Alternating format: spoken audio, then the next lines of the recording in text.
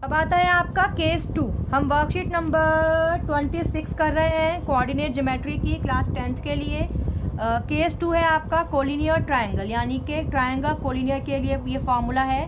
मुसल्लस और हम खत होते क्या है पहले वो बताया है, फिर उस पर बेस्ड क्वेश्चंस हैं। जैसे कि पहले बताया था फासला फार्मूला क्या होता है, फिर उस पर बेस्ड क्वेश्चन थे। और आपको ये क्वेश्चंस आपको करने हैं और ऐसे सिमिलर क्वेश्चंस आपको एक बुक से भी देखने हैं। अगर एक्सरसाइज से क्वेश्चंस नहीं हो रहे हैं तो जो सॉल्व एग्जाम्पल्स हैं वो कर लीजिए, वो तो सॉल्व होते हैं। अगर नहीं आएगा तो मुझसे पूछेगा, ठीक है। अब देखते हैं। 3 points A B and C are set to be collinear if A B plus B C equals to A C.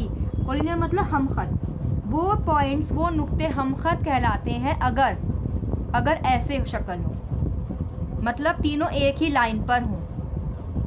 3 point हो, 4 पॉइंट हो, 50 पॉइंट हो, 1000 पॉइंट हो, करोड़ों लाखों पॉइंट हो, अगर तमाम पॉइंट एक ही लाइन पर आ रहे हैं तो वो तमाम पॉइंट क्या कहलाते हैं, आपके हम खत कहलाते हैं। जैसे आपने चैप्टर नंबर 3 में पढ़ा होगा लीनियर इक्वेशन वाले chapter, pair of linear equation वाले में, कि ये आपका ऐसे एक लाइन थी, कोलिनियर पॉइंट्स होते थे उसमें, कोलिनियर पॉइंट जो कि एक ही लाइन पर बहुत सारे पॉइंट्स आते थे, ठीक है। ऐसे ही आपका कोलिनियर है, मतलब अगर कोई पॉइंट आपके एक ही लाइन पर आ रहे हैं तो तमाम पॉइंट्स क्या कहलाएंगे, हम खत कहलाएंगे, कोलिनियर कहलाएंगे। और कैसे पता चले कि भाई वो पॉइंट एक ही लाइन पर है, देखो ऐसे पता चले, इसकी दूरी प्लस इसकी दूरी और इसके बराबर होगी, ऐसे कर लो, ठीक है। अब आता है आपका 3 पॉइंट्स फॉर्म अ ट्रायंगल। अब ये होता है कि भाई हमें मुसल्लस बनाना है, तो मुसल्लस के लिए कम से कम कितने नुक्ते होने चाहिए, कम से कम 3 नुक्ते जब होंगे तभी उन्हें मिलाकर मुसल्लस बनेगा। जैसे मैं यहाँ पे एग्जाम्पल सपोज कर लो, मैंने एक पॉइंट यहाँ लिया, एक पॉइंट मैंने यहाँ लिया और एक पॉइंट मैंने यहाँ ले लिया, इधर ले लिया, ठीक है। एक पॉइंट मैंने यहाँ लिया, एक कहीं भी 3 पॉइंट ले लिए। अब मैंने उनको मिलाया, इन दो को मैंने मिला दिया, तो ये 2 पॉइंट हम खत हैं क्योंकि ये एक ही लाइन पे आ रहे हैं। लेकिन जब मैंने फिर इसको इससे मिलाया तो लाइन अलग हो गई है, तो ये अलग लाइन हो गई। क्लियर हुआ? तो ये तीनों पॉइंट हम खत नहीं है, लेकिन ये 2 पॉइंट हम खत है और ये 2 पॉइंट हम खत है। देखो ये 2 पॉइंट हम खत हैं आपस में और ये 2 पॉइंट हम खत हैं, लेकिन ये तीनों पॉइंट आपस में हम खत नहीं है क्योंकि तीनों पॉइंट एक लाइन पे नहीं है। और जब मैं इसको मिला दूंगी ऐसे यूं तो मुसल्लस बन गया। मतलब क्या हुआ कि मुसल्लस के लिए हमें 3 पॉइंट्स का होना ज़रूरी है, कम से कम 3 पॉइंट्स होने चाहिए। अब इन्होंने बोला है कि अब कोई भी 2 साइड का प्लस तीसरी साइड से बड़ा होता है ट्रायंगल में। तो देखो ए बी और बी सी को प्लस किया तो ये ए सी से बड़ा आएगा, फिर मैंने ए बी और ए सी को प्लस किया तो ये बी सी से बड़ा आएगा, फिर मैंने ए सी और बी सी को प्लस किया तो ये आपका ए बी से बड़ा आएगा। अब एग्जाम्पल करते हैं।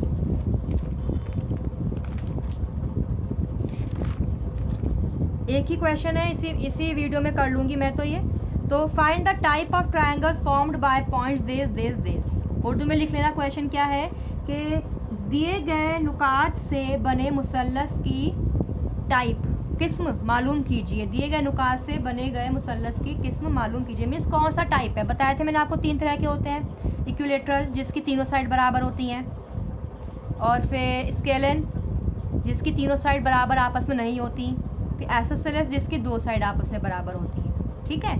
तो देखते हैं, आइए टाइप ऑफ ट्रायंगल बाय। अब देखो ये ट्रायंगल है, अब मैं क्या करूँगी, अब मैं इनकी दूरी निकालूंगी। ए से बी की दूरी फासला फार्मूले से, बी सी की दूरी फासला फार्मूले से, और ए सी की दूरी फासला फार्मूले से। क्लियर हुआ? दोबारा यहाँ बना देती हूँ। तो एक ट्रायंगल हम बनाएंगे, बड़ा सा ट्रायंगल बना देती हूँ ताकि आपको दिख जाए। और इस पे मैंने नाम, वैसे इस पे ट्रायंगल के इन्होंने नाम नहीं दिए हैं, जो दिए हैं पी टी क्यू दिया है। चलो कर लेते हैं पी टी क्यू। पहला P मान लो, दूसरा T मान लो, नीचे वाला Q मान लो। अब आपको दिख रहा है P का है क्या है 2, -5।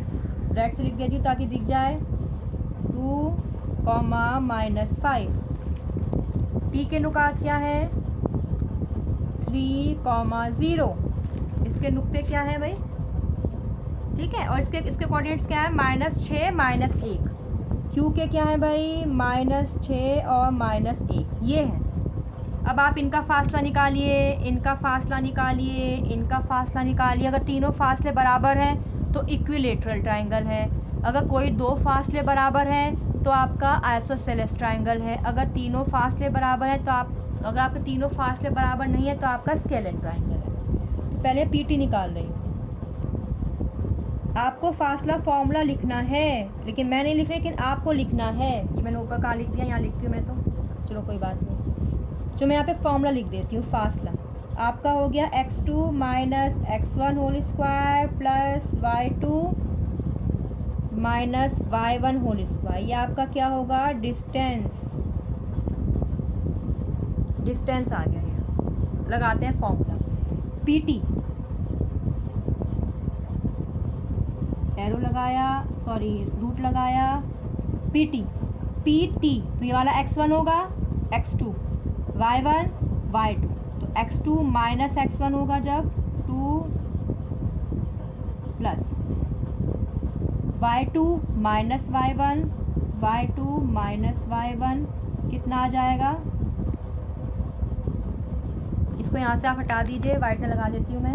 बहुत वाइटनर यूज़ कर रही हूँ मैं इसमें कोई बात नहीं है, चलो ठीक है। तो अब 2 में से 3 गया -1, -5 में से आप -5 में से कुछ भी माइनस करो, सॉरी 0, तो आप 0 किसी भी नंबर से माइनस करो, आपका वही नंबर आ जाता है। तो यहाँ पे ये आ गया। तो पीटी कितना आ गया आपका, रूट लगा दीजिए, -1 का स्क्वायर। देखो -1 का स्क्वायर है, मतलब -1 को आप 2 बार लिखेंगे।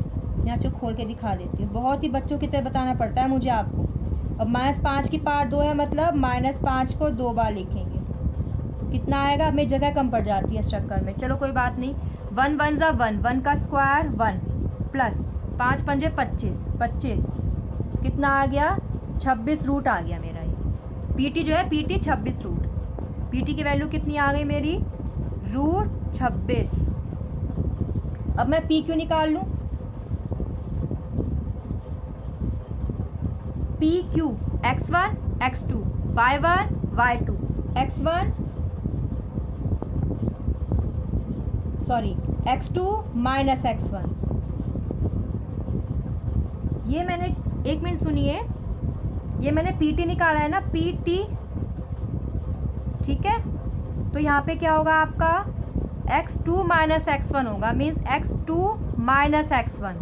तो 3 में से -2 जाएगा, 3 में से -2, ठीक है। और फिर y2 - y1 0 में से 5 जाएगा, तो यहाँ पे 0 में से 5, तो आपका प्लस बन जाएगा ये। तो 3 में से 2 गया, आपका क्या बना +1, और 5 + 2 क्या बनेगा +5, और फिर आपका ये प्लस ही बनेगा, ये भी आपका प्लस बनेगा, और आपका आंसर हो जाएगा। आंसर पे कोई फ़र्क नहीं है। क्यों फ़र्क नहीं है, क्योंकि आपका स्क्वायर है ना। आप चाहे माइनस का स्क्वायर खोलो, आप चाहे प्लस का स्क्वायर खोलो, आपका जो है आंसर वही रहेगा। क्लियर हुई बात। तो मैं इसको यहाँ पे, आप कहेंगे मैम बहुत ही वाइट नहीं यूज़ करनी, पर कोई बात नहीं बाबू, करने दो, कभी कभी तो हो जाता है। अब वाइटनर परचेज़ किया है तो यूज़ करने दो मुझे, लेकिन आप मत करना, ठीक है।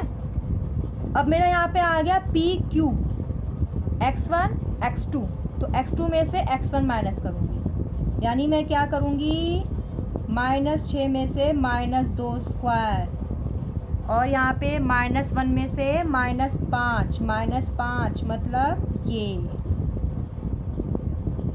तो जब मैं यहाँ पे लिख दूँगी तो क्या बन जाएगा 6 7 8, और 8 8 ज़ा 64, और ये मेरा बन गया -1 प्लस। तो मेरा पी क्यू क्या बन जाएगा √64 प्लस 5 में से 1 गया 4, 4 का स्क्वायर कितना होता है 16, और फिर रूट कितना बन गया मेरा 6 4 10 का 0, हासिल 1 7 और 1 8, तो √80 बन गया मेरा। कितना बन गया √80।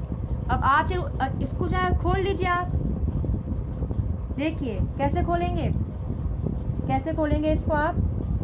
80 को खोल लीजिए आप, यहाँ पे यहीं पे कर लेती हूँ मैं आपका।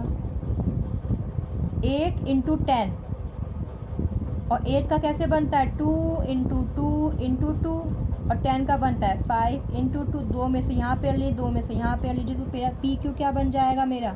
इस 2 में से 2 बाहर आ गया, इस 2 में से ये 2 बाहर आ गया, √5 मतलब 4√5 बन गया मेरा पी क्यू। ठीक है, ये सब मैं करवा चुकी, तो आपको थोड़ा शॉर्ट में करवा रही हूँ, लेकिन इसका मतलब ये नहीं कि आप समझे नहीं। अगर आप समझ में नहीं आया है तो आप पिछली वीडियो देखिए, उसमें मैंने पूरा दिखा रखा है कैसे कैसे खोल के लिखते हैं इसको। अब मैं निकालूंगी पी टी हो गया पी क्यू, अब मैं टी क्यू निकाल लेती हूँ। आप चाहे टी क्यू निकालो चाहे क्यू टी निकालो, दूरी वही रहेगी, आंसर वही आएगा। तो अब मैंने यहाँ पे x2 x1 तो -6 -3 plus y2 minus y1 y2 minus y1, ठीक है। तो 6 7 8 9 और 9 नम 81, और प्लस -1 का स्क्वायर 1, तो कितना आ गया 82। बल्कि आपको यहाँ खोलने की ज़रूरत भी नहीं थी, क्योंकि खुद ही देख लो आप, यहाँ पे √80 है और यहाँ पे आपका √26 आ रहा है, और ये रूट आपका 82 है, मीन्स तीनों ही अलग हैं। जब तीनों की दूरी अलग है, तीनों की साइड अलग है, तो आप कैसे लिखेंगे कि पी टी जो है is not equals to P Q, is not equals to T Q. इसका मतलब मुसल्लस कौन सा होगा? स्केलिन मुसल्लस होगा, स्केलिन ट्राइंगल होगा यहाँ पर। ठीक है, यह आपकी वर्कशीट नंबर 26 का केस नंबर 2 है। अब केस नंबर 3 करा देती हूँ, उसके बाद आपकी पूरी वर्कशीट हो जाएगी।